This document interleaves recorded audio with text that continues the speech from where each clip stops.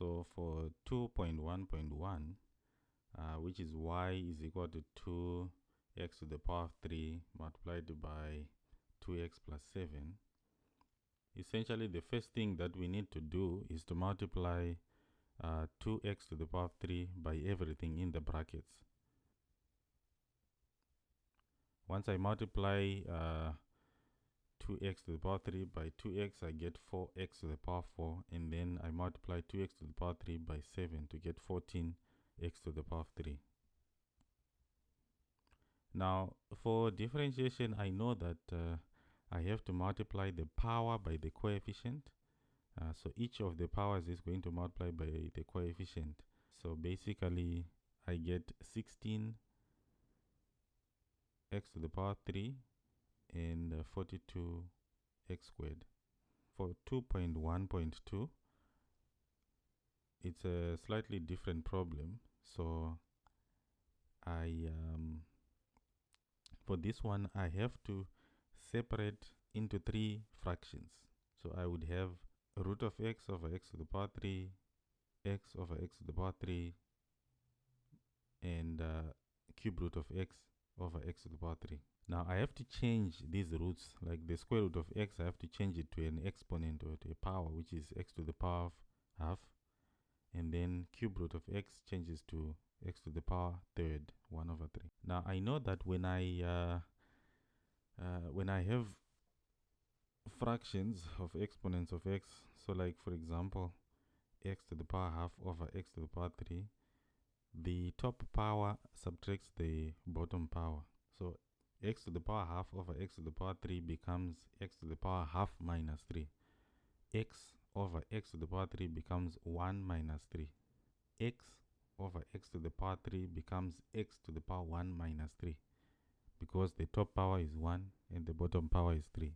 And x to the power 1 over 3 divided by x to the power 3 becomes x to the power 1 over 3 minus 3. If you do that, if you do the subtraction, then you get x to the power negative 5 over 2 plus x to the power negative 2, x to the power negative 8 over 3. Now, we can see that the coefficients of each one of these terms is 1. I know that I have to multiply each power by the coefficient, and I have to subtract 1 from each of the powers. Now, the instruction on the question says that I have to have positive powers or positive exponents in my final answer. So I need to deal with those negative powers.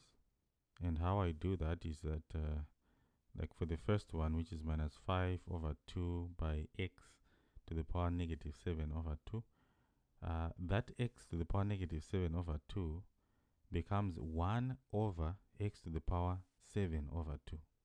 So when I say 1 over, then the negative disappears from the power. So it just becomes 1 over x to the power 7 over 2. And likewise, the middle term becomes negative 2 over x to the power 3. Now it's x to the power 3, no longer x to the power negative 3, because now when it goes under 2, the negative goes away. The last term becomes 8 over 3 multiplied by 1 over 11 over 3. Now, for the first term, I just multiply numerator by numerator and denominator by denominator to get that. For 2.1.3, so I have to change the square root of x to x to the power half. Once I do that, then it's easy to find the derivative.